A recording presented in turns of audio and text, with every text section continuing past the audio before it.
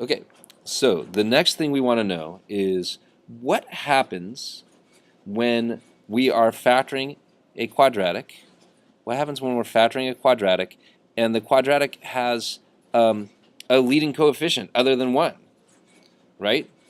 Okay, so I've got my 6x to the 4th plus 96x squared plus 378, okay? And I'm noticing that this is going to be quadratic form because this goes 4, 2, and 0, okay? So that means that since it's going to be quadratic form, then I am in fact going to go ahead and have this end up being the product of two binomials. However, there's something going on here because I can't just put an x squared there because there's that 6 there. So what am I going to do? All right.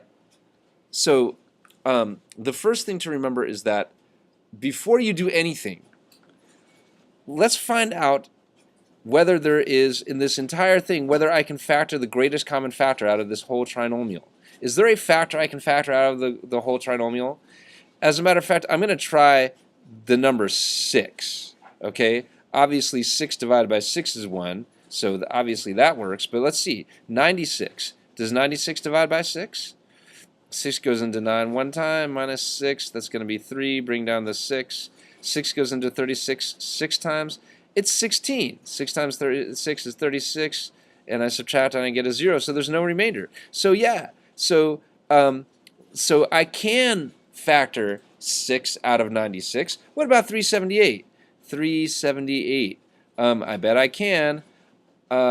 6 goes into 37 6 times, right? Because 6 times 6 is 36, and I subtract and I get a 1, and I bring down the 8, and 6 can go into 18.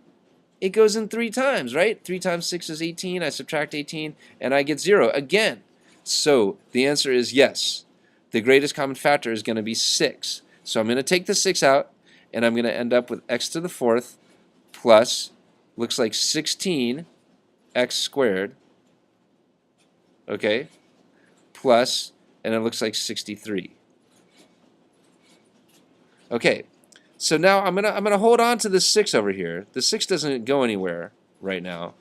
If we were solving an equation, it might, but we're not. It's not going to go anywhere right now. And then I'm going to take the rest of this whole thing right here, and I'm going to factor that into the product of two binomials. And this time I can start with x squared, right? I can start with x squared.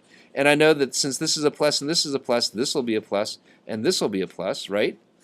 So then I just need to figure out what two numbers multiply to give me 63 and add to give me 16.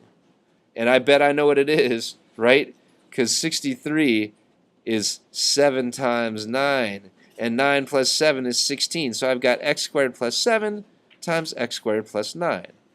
And I'm done with that one, okay? So, and there's actually the next few can be done just like this, okay? So go ahead and do numbers 17 through, looks like 17 through 20. The next 4 can be done, the next 3 can be done like that. 17 through 20, we just did 17. And factor out the greatest common factor. Wonderful.